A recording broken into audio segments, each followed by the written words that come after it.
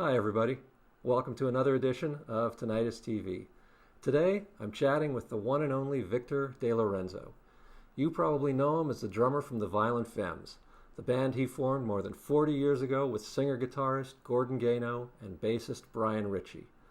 The folk punk trio were one of the most commercially successful alt-rock acts of the 1980s and 90s, selling over 9 million albums with hits like Blister in the Sun, Add It Up, and Gone Daddy Gone.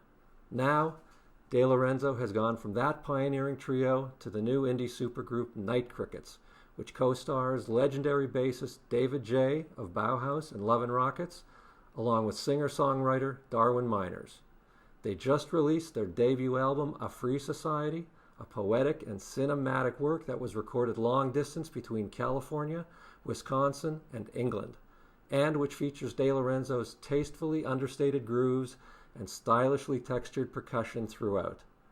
From his longtime home in Milwaukee, DeLorenzo zoomed in to talk about Night Crickets, his cello drums duo 1913, his own favorite drummers, the odds of him ever playing with the Femmes again, and a lot more. Enjoy. Well, first of all, sir, thanks for taking the time to talk to me today. Much appreciated. It's a pleasure to meet you. I always love to talk to my friends in Canada. It's a big pleasure for me. Oh, well, I didn't know you had friends in Canada. Yeah, in fact, a very good friend of mine is Astrid Young, Neil Young's sister, who I produced an album for a few years back. And she's been a good friend for quite a while. Great guitarist, great songwriter, great bass player. And I played some drums with her on a tour a few years back. So that's my latest Canadian connection. Well, there you go. And I live in the city that Neil Young calls home. So there you go. Fabulous. It all comes together. It's a small world after all. Indeed, indeed. Speaking of small world, you've got this Night Crickets, a free society with some other good friends, David J. and Darwin. How do you say his last name? Is it Meiners? Meiners? Meiners, okay. So if I understand correctly, this is basically one of those albums that we have the pandemic to thank for.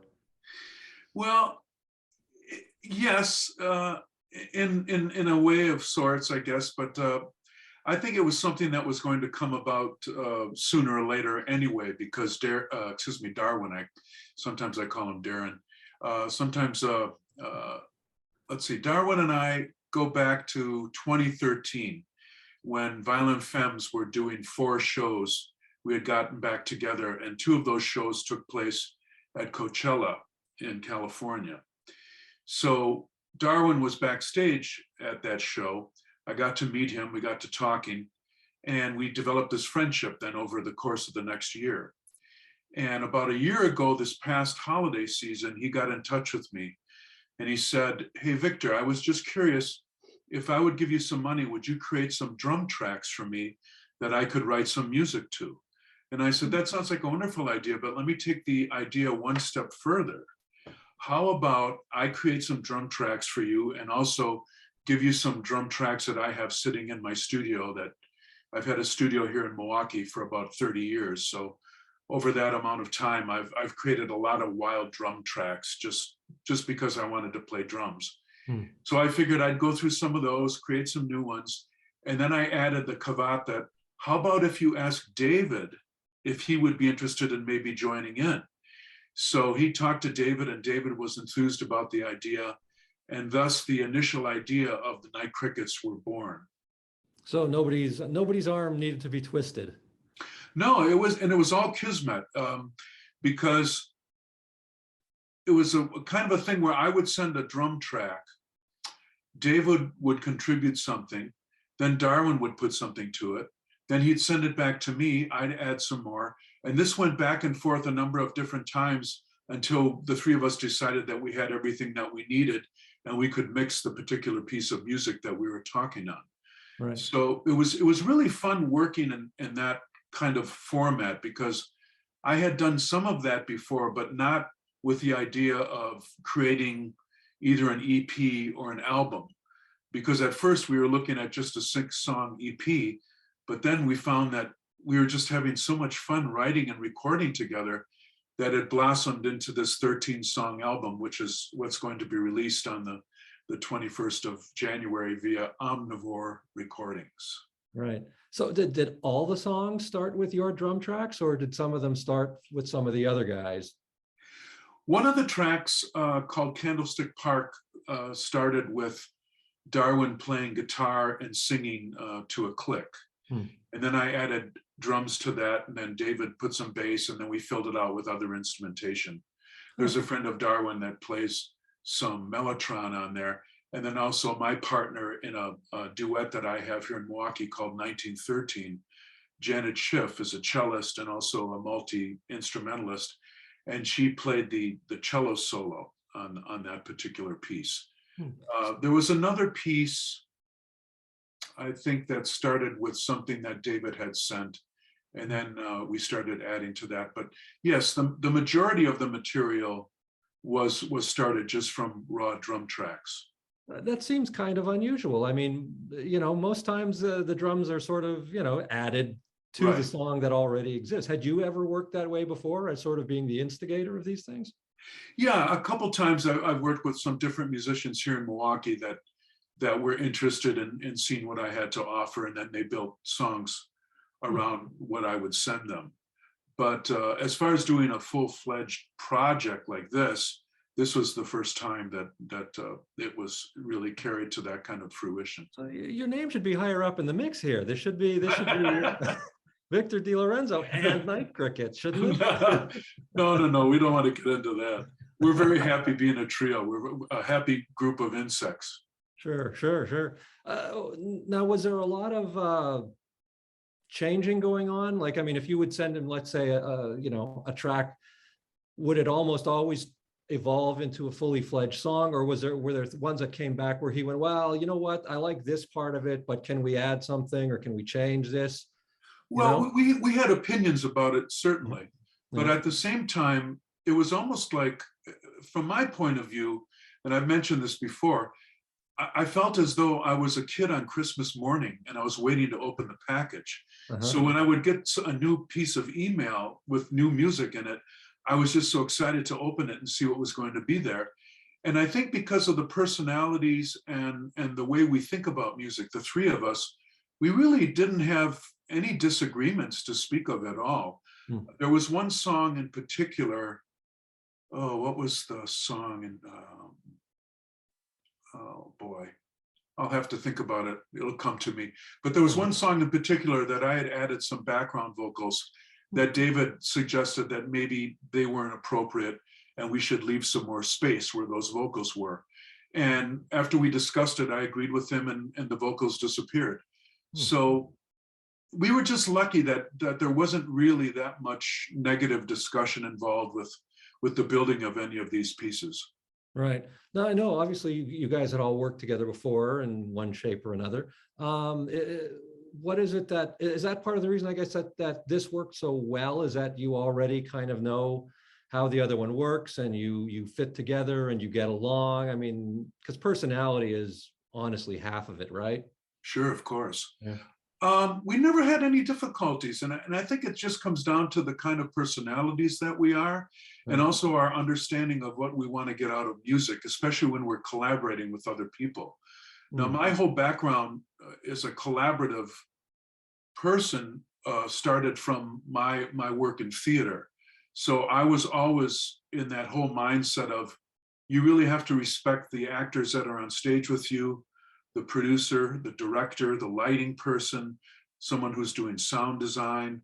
All those things had to play into giving a well-rounded performance. And I've always brought that into my musical endeavor. And sometimes I find that I come up against certain people that don't really understand the nature of what collaboration should be. But I've always been able to fit into that way of working very comfortably. Right. Did you have any input on any of the lyrics in this, or were they all Darwin's work? Oh, sure. I wrote some of the lyrics. I mean, if you look at the 13 songs, they're divided up as far as between the three of us, lead vocals, and also people that usually that are singing the lead vocal are the ones that wrote the text, even though sometimes we would adjust certain things. Okay. Talking about again about your drumming approach and using that as sort of the bedrock and the beginning of a lot of these tracks, it kind of in a way makes sense because your style is very musical. Your style is not just the sort of timekeeping, four on the floor that a lot of percussionists and drummers sort of use. Have you always played this way? Is this something that developed as you got more involved with music? Well, I think it goes back to my training as a percussionist. In that when I was growing up in Racine, Wisconsin, which is a little city on the shore of Lake Michigan, halfway between Milwaukee and Chicago, I had a great drum teacher there by the name of Joe Police. He was a big band drummer in the 40s in Chicago. And he had a lot of contemporaries that he was friends with, like Louis Bellson and Buddy Rich and people of that ilk. So I really got the understanding of playing drums in a jazz fashion from him, because he not only taught me rhythmic notation, but also he certainly led me to discover the beauty and artistry of playing brushes, which is primary. Well, for the most part, I shouldn't say it's primary, but a lot of that is featured in jazz percussion. You have some, of course, in rock and country music, what have you, but mostly you find brushes in a jazz setting. But what I did with Violent Femmes was I took my approach to playing brushes and I bastardized them to play in a more rock kind of a format.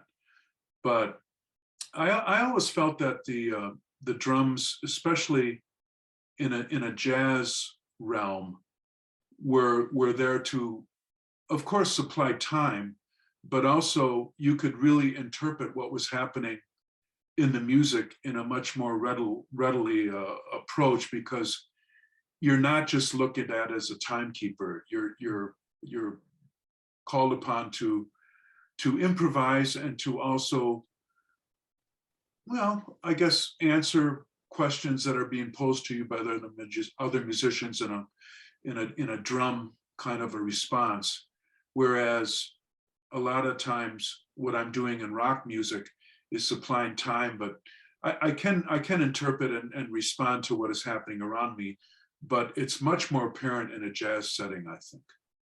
Oh, definitely. But just as much here, and even with the Femmes, I think, the thing about your style that always struck me was, in a way, it's very understated. You're not getting in the way of the other things going on, and your work is very tasteful.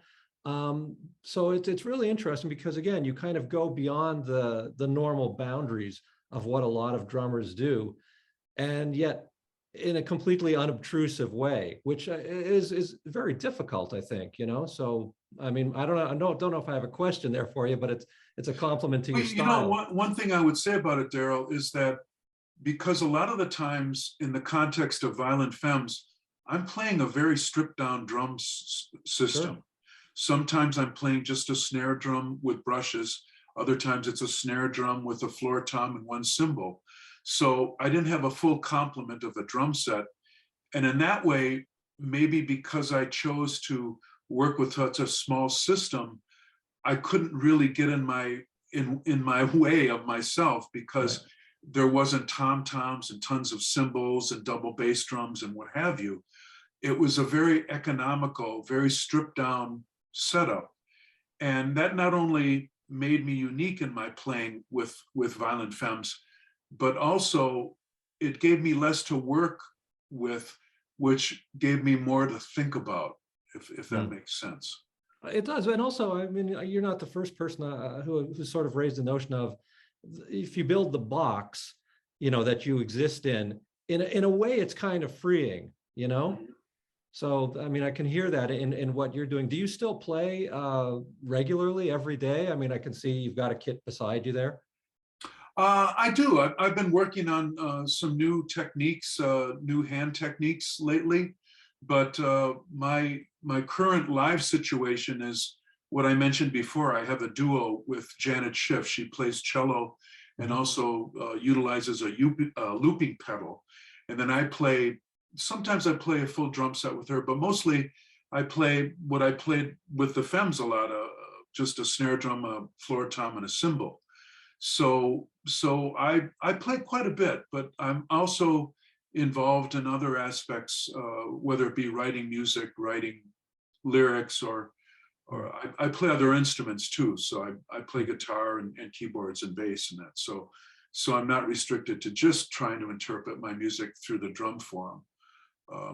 But I certainly love the drums, and I feel at this point in my life, I'm probably playing the drums better than I ever have in any other time in my life. Well, sure. Practice makes perfect, right? Practice makes perfect. And also I've got a lot of history behind me now that I can draw from. Mm-hmm. What about these? You mentioned new techniques that you're working on. What's that involved? Well, something involving what's called the Molar Technique, where you're using your hands in a different way instead of just gripping the sticks and trying to play either single strokes or double strokes. You're working with a lot of rebound off of the head of the drum.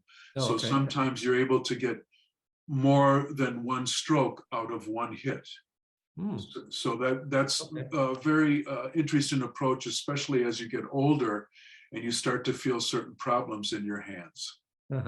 Yeah, well, do you have that? Do you have a little bit of I'm lucky that I don't have it really bad, but I certainly feel the effects of age in my drumming. Well, don't we all? Yeah, right. Do you think you play differently with David J, say, than with other bass players? Are you adapting always to what you're hearing, or Well, is your style a little since bit it's set, been primarily a recording expedition here, I haven't really had that opportunity to play live with him yet. Sure. Yeah. So it's been done in this very strange fashion of just sending things back and forth and not being able to react to things in the moment. But you didn't have any chance where you were able to sort of do this kind of a get online together and work in real time on anything? No, we haven't done that. I'm not really interested in doing that, to tell you the truth. Why not? Because I think there's something about a live performance being attended by a live audience. And if I was going to produce a show, say with the Night Crickets, I'd want it to be something that would be a lot more produced, because coming from my whole background as an actor and as a producer and director, I wouldn't want to just put up an iPhone and just record people playing in a room. I'd want to present something that's a little bit more, in my mind, professional. Sure. So how long did it take to make this album from beginning to end? Oh, roughly, I think about 7 months it took. Wow. Okay. And is that just because you were doing that much back and forth constantly, or were there spaces in between of letting things percolate and then coming back to the table? Yes, that was happening. And also, when we had finished the first 6 pieces, I said to the guys, I don't know, I must be crazy, but I'm thinking maybe I can find a record deal for us. Even though that just seems like a crazy thing to try and do this in this time. But I figured I want to try it, because that's what I've come from. I've had a lot of record deals. And I figured I would get in touch with a woman by the name of Cheryl Pawlowski, who is a part of Omnivore Recordings. In fact, she's one of the big people at the label. And Cheryl is from Milwaukee. So even though we had never met, I figured I would just give it a chance. So I sent her an email, and we figured out a time then that we would talk to each other via the phone. So we got on the phone to one another, and we just started talking, and we talked for about an hour and a half. It was just crazy, talking about all things Milwaukee, talking about all the sports teams, talking about Violent Femmes. Of course, she's a big fan of Violent Femmes. And finally, we got around to the idea of, I wanted to see if she was interested in hearing this 6-song EP that we had put together. And she said, yes, of course, I would love to hear it, but I can't really promise anything, because Omnivore is primarily a label that reissues material from other artists, older artists. And she said, even though we do have a section of new records that we release, we don't really do that much of it.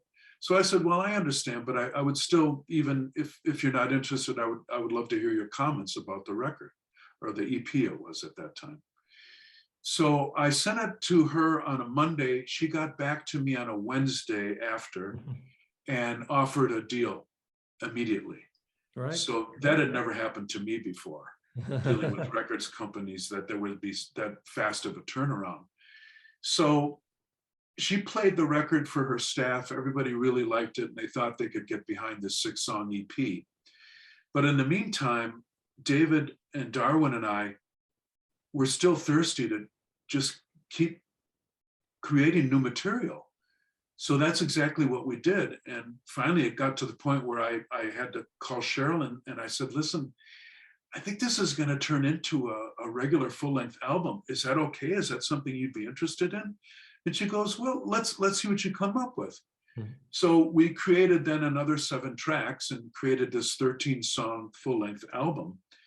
And Cheryl and everybody at the label just loved what we came up with and gave us the go-ahead to issue this as a full-length record.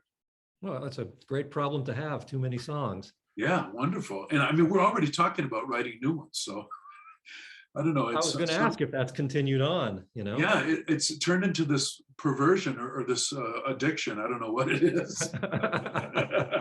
Well, there you go. There's the selling point right there. Right. So all of a sudden you've got a new band. Yeah. Well, great. I mean, are you hoping to, you must be hoping to try and play live at some point, somewhere, somehow. Somewhere down the road, I think that would be fun to do that. And we have discussed it, but David has commitments to Bauhaus. Sure. I have commitments with Janet, with 1913, our duo that we have. But certainly, given the right time and the right place, the right money, what have you, I mean, sure, something could happen, I would think. Yeah, well, I hope so.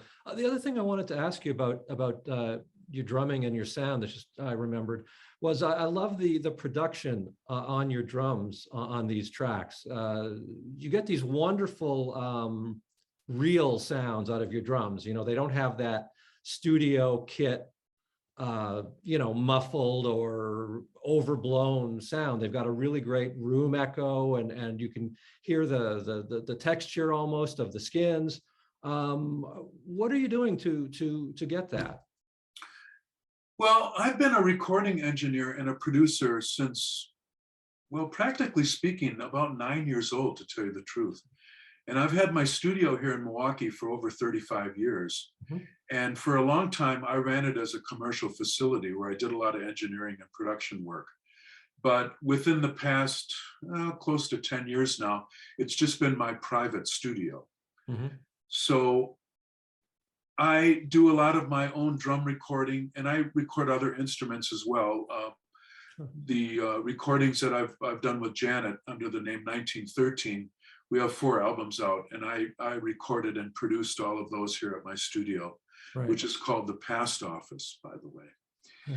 But I've always been interested in recording, and not only the drum set or drums in general, but I found that for this particular project, I was called upon to do a lot of the drum recording here, of course, because I couldn't go out to either Los Angeles or San Francisco to work with the guys because of the plague. So I just sharpened up my skills and got out my microphones and started thinking about how I would approach recording drums for each individual track.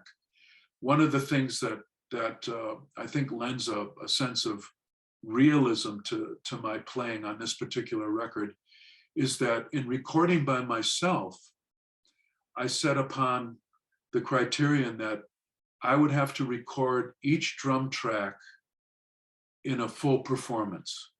Okay. So I didn't allow myself to go back and fix things because I couldn't, because I would just put the machine in record and I would record a performance from start to finish. Right. So I could edit afterwards, but I didn't want to record anything else punching in wise. Right. So that was my criterion for this particular set of material. And I found that not only did it improve my drumming skills, but also I had to react to what was there, even to the point of sometimes I would work up a sound and I wouldn't really listen to what was sent to me yet. And then I would try and go for the first pass without knowing what I was going to play. So I had to improvise in a purest sense to what I was hearing.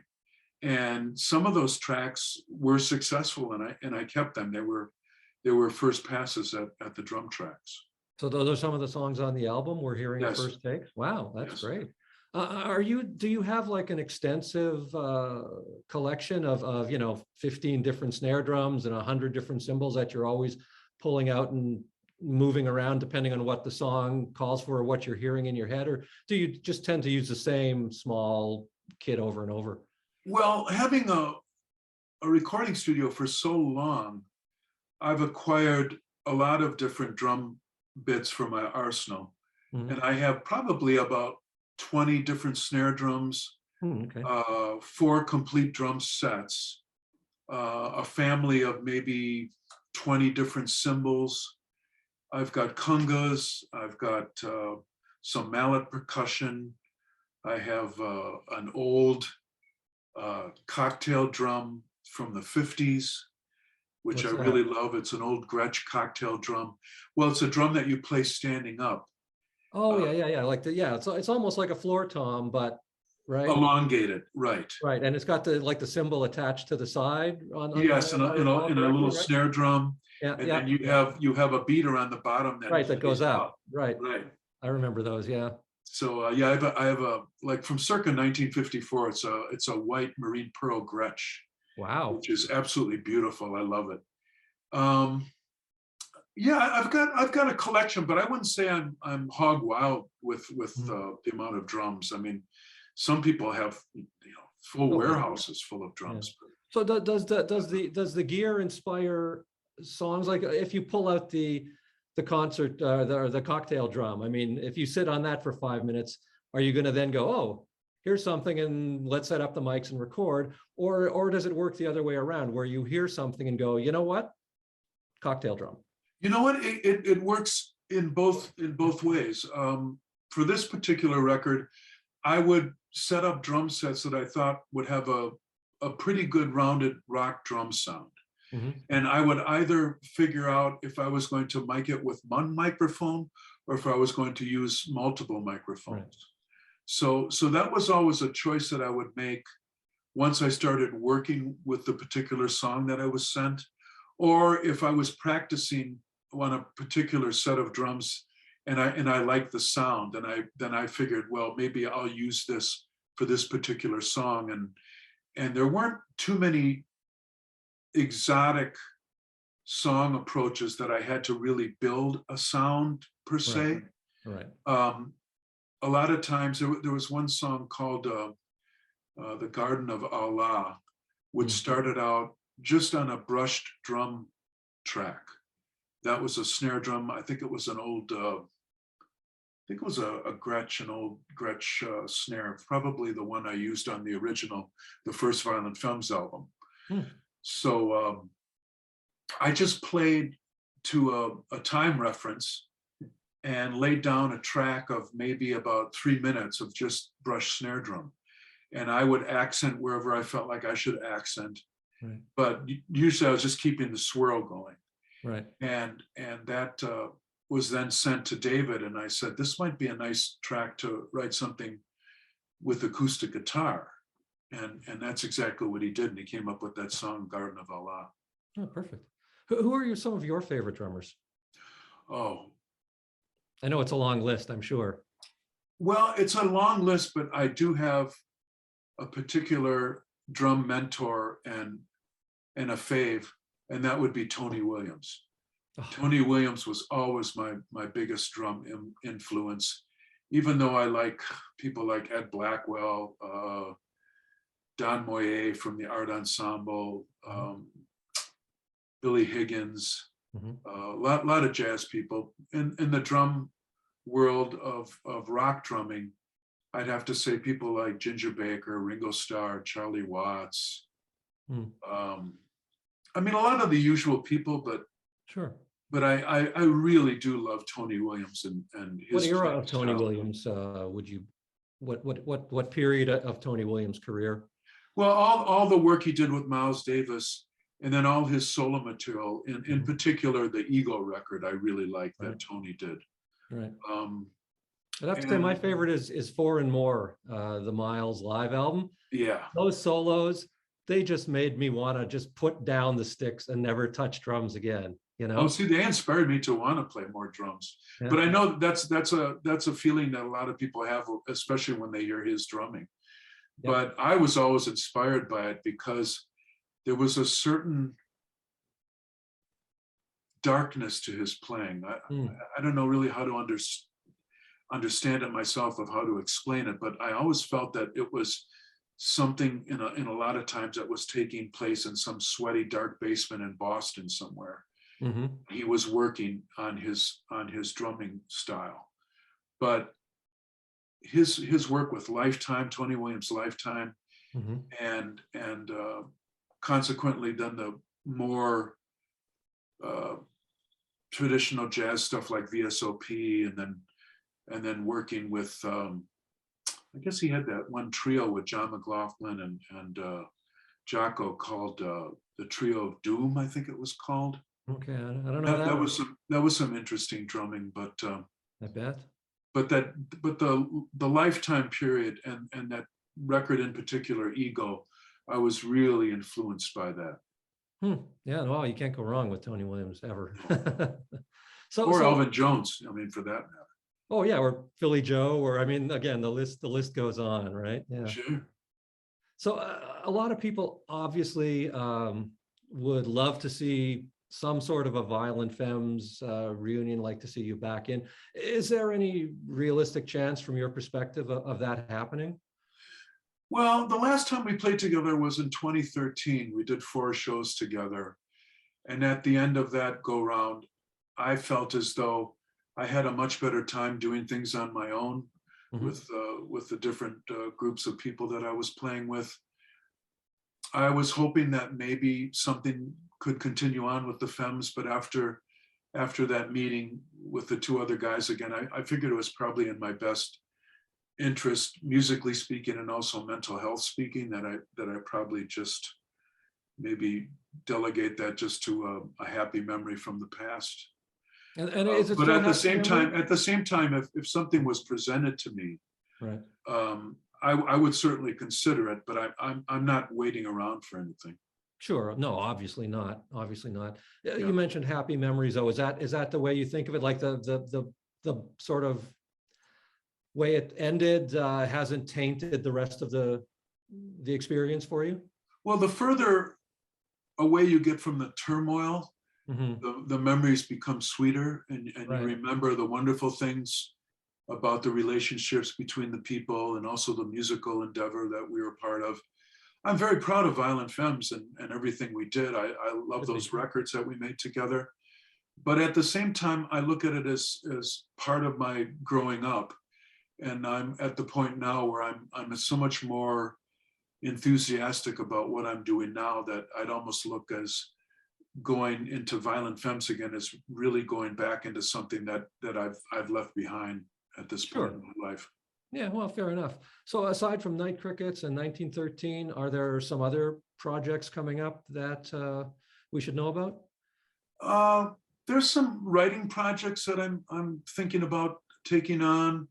Also, to get back to my days as an actor, one of my friends in town here in Milwaukee, who's a playwright, has been working on something that I think I might have a part in.